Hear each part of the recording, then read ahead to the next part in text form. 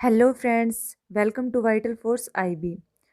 आज की इस वीडियो में हम कॉमन आईवी फ्लूइड्स के बारे में डिस्कस करने वाले हैं। तो चलिए अब देखते हैं कि कॉमनली कौन कौन से आईवी फ्लूइड्स हैं और उनका यूजेज क्या क्या है। Types of ivy fluids. सबसे पहले है एनएस, नॉर्मल सलाइन। उसके बाद है आरएल, जिसको हम रिंगल सॉल्यूशन भी बोलते हैं। उसके बाद है डीएनएस, डेक्सट्रोज नॉर्मल सलाइन। उसके बाद है मैनिटोल सॉल्यूशन, ये रेयरली यूज किया जाता है। उसके बाद है D5, D10, D25, ये डीएनएस के ही सप्लीमेंट है। कॉमनली ये आईवी फ्लूइड्स है जो यूज किए जाते हैं। फर्स्टली हम डिस्कस करते हैं एनएस। एनएस को हम नॉर्मल सेलाइन भी बोलते हैं। इसका कंपोजिशन क्या होता है? पर 100 ml में 0.9 ग्राम NaCl होता है। अगर हम 1000 ml की बोतल की देखें तो उसमें 9 ग्राम NaCl होता है। इसके यूजेस क्या क्या हैं? Used in dehydration. ज़्यादातर आईवी फ्लूइड्स डिहाइड्रेशन में यूज किए जाते हैं, मैनिटोल को छोड़कर। डिहाइड्रेशन का मतलब क्या होता है? डिहाइड्रेशन मतलब होता है बॉडी से एक्सेसिव वाटर का लॉस होना, जैसे कि डायरिया और vomiting. Used in wound washing, घाव को धोने में भी एनएस का यूज किया जाता है। कुछ इंजेक्शन को डाइल्यूट करने में भी एनएस का यूज किया जाता है, क्योंकि कुछ इंजेक्शन बहुत ज़्यादा कंसनट्रेटेड होते हैं, तो उनको आईवी देने के लिए एनएस का यूज किया जाता है। एनएस डायबिटिक पेशेंट के लिए आइडियल फ्लूइड होता है। अगर ग्लूकोज की मात्रा ज़्यादा है तो उस पेशेंट में एनएस दिया जाता है। ठीक है। और इसके बाद नेक्स्ट सॉल्यूशन है आरएल, जिसको हम रिंगल सॉल्यूशन भी बोलते हैं, रिंगल लैक्टेट भी बोलते हैं। इसके अलावा हम इसको हर्टमान सॉल्यूशन भी बोलते हैं। आरएल मोस्टली यूज़ किया जाने वाला आईवी फ्लूइड है। आरएल की कंपोजिशन की बात करें तो इसमें क्या क्या होता है?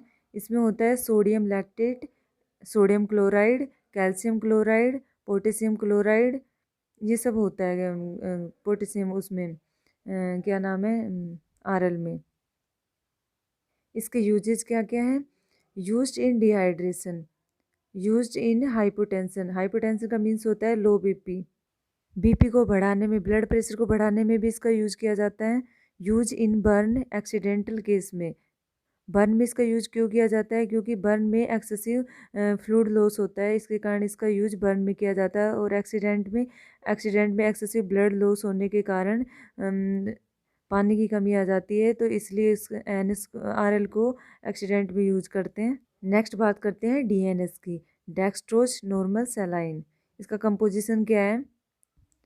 100 ग्राम एनएस में हम 5 ग्राम डेक्सट्रोज मिला देते हैं, तो हम उसको डीएनएस बोलते हैं। और इसके यूज क्या क्या है? इसका यूज डिहाइड्रेशन में होता है। हाइपोग्लाइसीमिया में हम इसका यूज कर सकते हैं। हाइपोग्लाइसीमिक पेशेंट में डीएनएस दिया जाता है।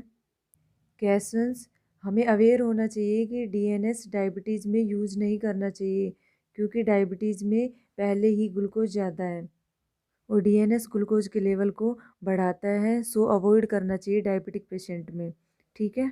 इसके अलावा D5, D10, D25, ये सब डीएनएस के सप्लीमेंट हैं। डी फाइव में जो 5 है वो क्वांटिटी को बताता है, डीएनएस में डेक्सट्रोज की मात्रा को बताता है। यदि डीएनएस में डेक्सट्रोज की मात्रा 5 ग्राम है तो उसको D5 बोलते हैं। 100 ml एनएस में 10 ग्राम डेक्सट्रोज है तो उसको D10 बोलते हैं। और 25 ग्राम डेक्सट्रोज है 100 ml में तो उसको D25 बोलते हैं। D5 और D10 मोस्टली यूज किए जाते हैं, लेकिन जो D25 होता है वो रेयरली यूज किया जाता है। D25 इमरजेंसी केस में यूज किया जाता है। अभी तक हमने डिस्कस किया कि ये सभी फ्लूइड्स ज़्यादातर डिहाइड्रेशन में यूज किए जाते हैं। इसके बाद है नेक्स्ट सॉल्यूशन मैनिटोल। मैनिटोल इन सब फ्लूइड से डिफरेंट है। इसको हम ऑस्मोटिक डाययूरेटिक भी बोलते हैं। डाययूरेटिक से आप क्या समझते हैं? डाययूरेटिक्स वो सब्सटेंस है जो यूरिन फॉर्मेशन को बढ़ाते हैं। अगर हमारे यूरिन अगर हमारे उसमें ब्लैडर में यूरिन फॉर्मेशन कम हो रहा है तो उसमें मैनिटोल देते हैं और ये यूरिन फॉर्मेशन को बढ़ाते हैं। मैनिटोल में क्या होता है? 20 ग्राम मैनिटोल होती है 100 ml सॉल्यूशन में 20 ग्राम मैनिटोल होती है। अब हम बात करते हैं इसके यूजेस की। Mannitol as a diuretic use होती है। यूज्ड इन ओलिगोरिया, ये ओलिगोरिया में यूज होती है। ओलिगोरिया का मीन्स क्या होता है? ओलिगोरिया मीन्स होता है यूरिन का फॉर्मेशन कम होना, इसलिए यूरिन की मात्रा को बढ़ाने के लिए मैनिटोल देते हैं। ओलिगोयूरिया में यूरिन की मात्रा कम होने से ब्लैडर में इन्फेक्शन हो सकता है और स्टोन फॉर्मेशन भी हो सकता है, इसलिए इस केस में मैनिटोल दी जाती है। इसके अलावा ये ओडिमा में भी दी जाती है। ओडिमा ओडिमा क्या होता है? हमारी बॉडी के किसी भी पार्ट में फ्लूइड भर जाता है जिसके कारण स्वेलिंग आ जाती है उस पार्ट पर, उसको ओडिमा बोलते हैं। तो उस फ्लूइड को निकालने के लिए हम मैनिटोल का यूज करते हैं।